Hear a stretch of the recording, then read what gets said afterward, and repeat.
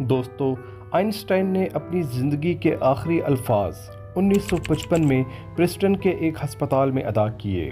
اپنی آخری سوچوں کو انہوں نے الفاظ میں بیان کرنے کی کوشش کی۔ ہر ایک کو تجسس تھا کہ اس عظیم سائنسدان نے آخری وقت میں کیا کہا ہوگا، لیکن ہم یہ بات کبھی بھی نہیں جان پائیں گے۔ اس لیے نہیں کہ ان کے پاس کوئی نہیں تھا، نرس ان کے پاس ہی تھی، لیکن انہوں نے اپنے آخری الفاظ اپنی آبائی زبان جرمن میں کہے تھے۔ رات کی ڈیوٹی پر اس نرس کو صرف انگریزی آتی تھی۔ یہ الفاظ تاریخ میں گم ہو گئے، لیکن آئنسٹائن نے اس وقت بولنے کے لیے جرمن زبان ہی کیوں استعمال کی؟ اس کی وجہ ریبوٹ کا قانون ہے۔ ریبوٹ کا قانون نیورولوجی کا سب سے پرانا پہچانے جانے والا پیٹرن ہے۔ 1882 میں ریبوٹ نے نوٹ کیا کہ پرانی یادیں نئی یادوں کے مقابلے میں دیر پا ہوتی ہیں۔ اگر آپ کسی کو جانتے ہیں جسے ڈیمنشیا ہے، یعنی بھولنے کی بیماری ہے، تو آپ نے بھی اس بات کو نوٹ کیا ہوگا۔ یہ قانون اس چیز کی وضاحت کرتا ہے کہ کئی لوگ زندگی کے آخر میں اپنی بچپن کی زبان کی طرف کیوں لوٹ آتے ہیں۔ یہ پیٹرن عجیب ہے۔ سٹوریج کے نظام ایسے کام نہیں کرتے، خواہ کسی بھی طرح کے ہوں۔ اداروں میں لیڈرشپ کے پرانے عہد کی یادیں بھلا دی جاتی ہیں۔ تعلیمی ادارے نئے ٹرینڈ پر توجہ دیتے ہیں۔ حکومتیں اپنی حالیہ کامیابیوں کی طرف توجہ دلاتی ہیں۔ کبھی بھی کوئی اپنی عظمت رفتہ کے قصے سنا کر شیخیاں نہیں بگاڑتا۔ دماغ اس سے الٹ کیوں کام کرتا ہے؟ پرانی یادیں زیادہ دیر پا کیوں ہوتی ہیں؟ یہ اس کے کام کرنے کا طریقہ سمجھنے کا اہم سراغ ہے۔ اور اب ہم اس فینومنا کی طرف آتے ہیں جس کو یاد کہا جاتا ہے۔ دوستو، انڈین فلم غجنی میں ہیرو مختصر مدت کی یادداشت کو طویل مدت میں تبدیل نہیں کر پاتا۔ اس حالت کو انٹیروگریڈ ایمنشیا کہا جاتا ہے۔ ہیرو کو یہ یاد ہوتا ہے کہ پچھلے 5 منٹ میں کیا ہوا تھا، لیکن اس سے پرانی یادیں بھول جاتی ہیں۔ اس وجہ سے وہ اہم یادداشتیں اپنے جسم پر لکھتا جاتا ہے تاکہ اپنا مشن نہ بھول جائے، اور اس طریقے سے وہ وقت کے دھارے میں خود سے کلام کر سکتا ہے۔ ہم سب غجنی کے ہیرو کی طرح ہی ہیں، لیکن ہم اپنی یادیں اپنے جسم کے بجائے نیورل سرکٹری میں نقش کرتے ہیں۔ دوستو، ارسطو نے یاد کے عمل کی وضاحت کی پہلی کوشش کی تھی۔ انہوں نے اس کے لیے موم کی مہر کا استعارہ استعمال کیا تھا۔ بدقسمتی سے ان کو اچھا ڈیٹا دستیاب نہیں تھا۔ زندگی کے واقعے کا کھوپڑی کے بیچ میں یاد بن کر رہ جانا ہزاروں سال تک پراسرار رہا، لیکن پھر نیورو سائنس نے یہ گتھی سلجھانا شروع کی، اور اب ہمیں علم ہے کہ جب آپ اپنے نئے ہمسائے کا نام سیکھتے ہیں تو اس سے دماغ کے سٹرکچر پر فزیکل تبدیلی رونما ہوتی ہے، اور اس تبدیلی کو معلوم کرنے میں ہمیں کئی دہائیاں لگی ہیں کہ یہ کس طرح نیورونز کے وسیع و عریض سمندر میں اثر ڈالتی ہے، کس طرح یہ علم کو مجسم کرتی ہے، اور کس طرح ان کو واپس حاصل کیا جا سکتا ہے۔ اگرچہ اس معمے کے ابھی کئی ٹکڑے غائب ہیں، لیکن تھوڑی بہت تصویر ابھرنے لگی ہے۔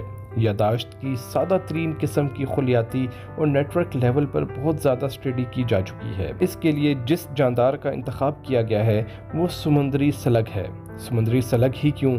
اس لیے کہ اس کے نیورون بڑے سائز کے ہیں اور تھوڑے سے ہیں، اس لیے ان کو اسٹڈی کرنا آسان ہے۔ ایک ایکسپیریمنٹ میں سائنسدان اس جاندار کو ایک ڈنڈی سے ہلکا سا چھیڑتے ہیں، یہ پیچھے ہٹ جاتا ہے، لیکن اگر سائنسدان یہ کام ہر 90 سیکنڈ کے بعد کریں تو کچھ عرصے بعد یہ پیچھے ہٹنا بند کر دیتا ہے۔ یہ یاد رکھ لیتا ہے کہ اس ڈنڈی میں کوئی مضر چیز نہیں ہے۔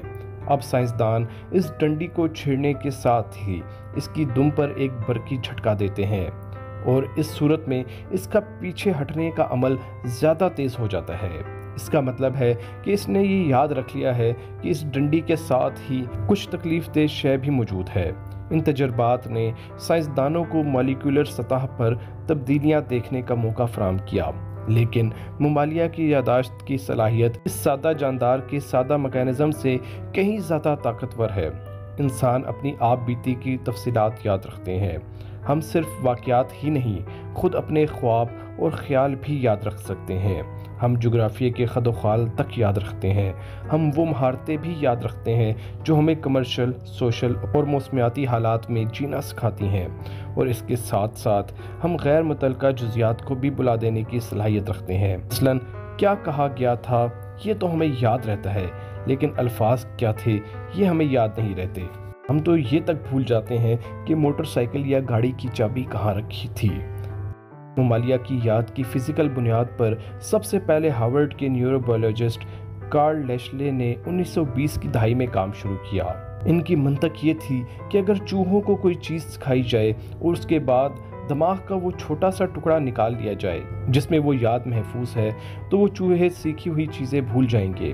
لیشلے نے 20 چوہوں کو پزل میں رستہ سیکھنے کی تربیت دی اور پھر کورٹیکس کے مختلف علاقوں کو اپنے اوزار سے کاٹا اور اس کے بعد انہیں تندرست ہونے کا وقت دیا اور ہر چوہے کو دوبارہ پزل میں چھوڑا تو وہ حیران رہ گیا کہ کوئی چوہا رستہ نہیں بھولا۔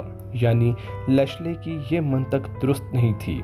اس تجربے کی ناکامی اس کی دیر پا کامیابی تھی۔ لیشلے کو احساس ہوا کہ چوہے کی یاد کسی ایک مقام تک محدود نہیں، یہ وسیع علاقے پر پھیلی ہوئی ہے۔ اس سے یہ بھی معلوم ہوا کہ یاد کا کوئی ایک خاص پیٹرن نہیں ہے۔ یادوں کا ذخیرہ کسی الماری پر لگی کتابوں جیسا یا ہارڈ ڈسک کی سٹوریج جیسا نہیں ہے۔